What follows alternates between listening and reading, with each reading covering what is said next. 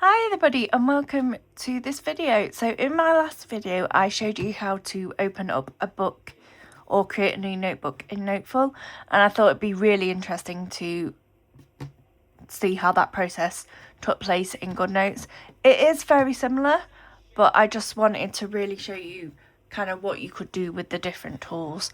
So you get into your main Goodnotes. If you have just the free version, which works for plenty of people, you can only create 3 notebooks. I did pay the one-off price. I don't know if it's a subscription now, but this just allows me to get more templates and just more tools that I can use. I'd not used these new features, text doc and whiteboard before. I have used the import to import my own journal that I created in Canva with hyperlinks. But today we're just going to click on notebook, and like Noteful, we're going to create our own notebook. So I am just going to call it journal again. So we're going to call it journal. I'm going to leave the language as auto detect.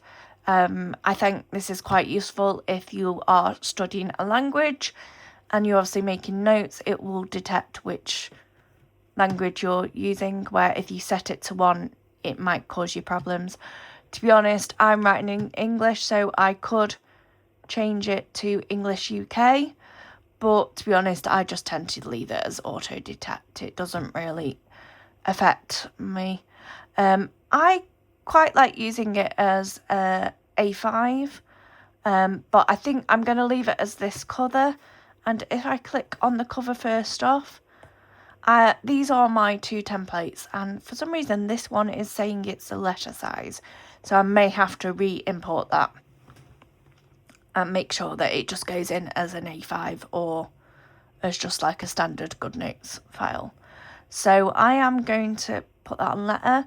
I have created my own dotted paper, so if you click on the dotted paper you can obviously change the size. I'm going to change it to letter because that is what my cover is, so it should show as the same size on when I open the notebook.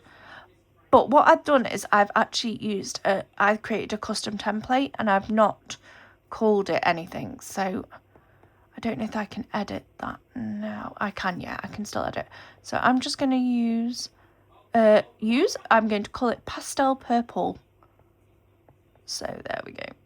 So that is called pastel purple, and that'll create there, and it should change it to, oh, it's kept it as untitled, so maybe it might change it eventually. But I think Goodnotes comes with the standard yellow, white and black, but then obviously if you click on custom theme you can customize colours. You can customize your theme, so you can call it, so I'm going to call this one pastel blue. And then the background colour, I'm going to add a new colour and I'm going to change it to a pastel blue. I might go for that one. And if you ever want to, if you find colours, so you can add them to presets. So I'm going to add that to preset like that. So that will do it there. But if ever you add a colour and you really like it and you want to use it for different things, what I created, and I'll perhaps show this in another video soon, is I've created like a hex code book, and it's got swatches and the hex codes written next to them, so that if ever I want to pick a certain colour I can just type in the hex code and it will find that colour for me. So we are going to leave it as our I'm going to leave it as that one actually. And then the foreground colour is actually the dots, because I've chosen it dots. It is dots, and I'm going to change it to white actually. I want the dots to be white. So I'm going to apply that and it will change it. So it's added as a pastel blue. It must be, I think when you create it you need to name it then, because that one I have edited but it's not changed the name. So I think once you create it you need to change the name. or edit. It does say edit, actually. Let's just have a look, because if I can edit, so I click there. I'm just going to delete that one, actually, because I'm going to create it again. So custom theme, there we go. Customize colors, background color. I'm going to choose the purple. I'm going to name it pastel purple. And then I want the dots to be, I quite like my dots to be the white. I just think it stands out a bit more. And it's changed it to pastel purple. So yeah. So that solves that one. We need to change the name of the customization theme when we actually create the theme. So we can't go back and edit. So I've got both of these. They're both letters. They're both default. Because I've inputted this one, it won't let me edit the size or the colour because I've already inputted it as a template. So this is the good thing about Goodnotes, that if you want to create your own template, there is a lot of versatility compared to when Goodnotes first came out. So that is my notebook ready, and I am going to create it. I did create one before, and there it is. So there is my colour, and there is my bullet page. I will just zoom in, and that shows you the bullets. There we go. And I'm actually going to, so the great thing about Goodnotes, like Noteful, is that you can customize your page. So then I have to click in it. So I'm going to write journal, because I'm just going to call it journal like I did in my Noteful. I'm going to highlight that, and we're just going to make it a bit bigger. I'm going to make it as big as that size, and then I'm going to change the font. I'm going to change it back to chalk duster like I did in Noteful. And we do not want to do that, Jenny. Why did you do that?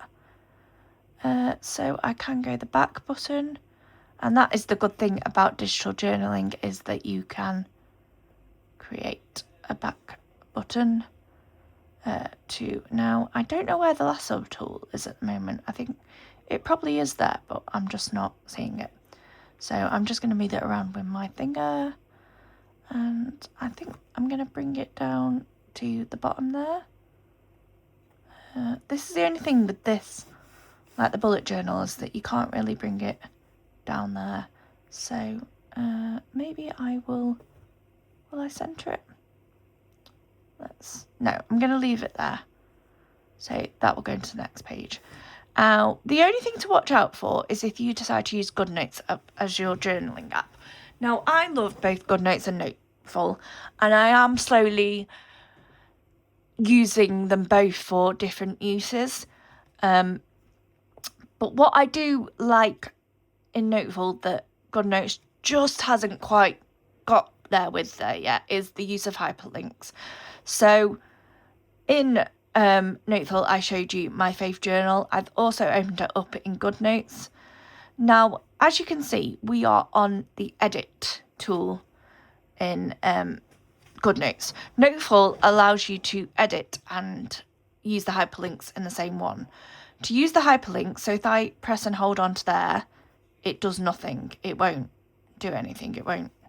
It's still in the editing. So what I have to do is I have to click on this symbol, and now it's read only. So if I press on the hyperlinks, I'll go back to mark because I had notes on that. So I can just press. I don't have to hold.